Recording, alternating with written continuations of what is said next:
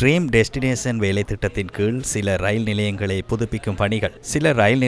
புதுப்பிக்கும் பணிகளின் முதல் கட்டம் தற்போது முன்னெடுக்கப்பட்டு வருகின்றது. இதன் ஓர் அங்கமாக தல்பே ரயில் நிலையம் புனரமைக்கப்பட்டு பொதுமக்களிடம் இன்று கையளிக்கப்பட்டது. அமைச்சர் பிமல் ரத்நாயக்க தலைமையில் இந்த நிகழ்வு நடைபெற்றது.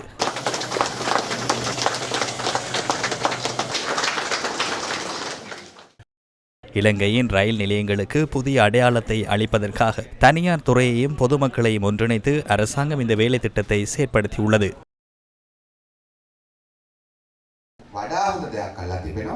பல்வேறு பிரச்சனைகளுக்கு மத்தியில் மிகச்சிறந்த வேலை திட்டத்தை முன்னெடுத்துள்ளோம். தொங்கு பாலத்திலேயே இருப்பதாக கூறினார்.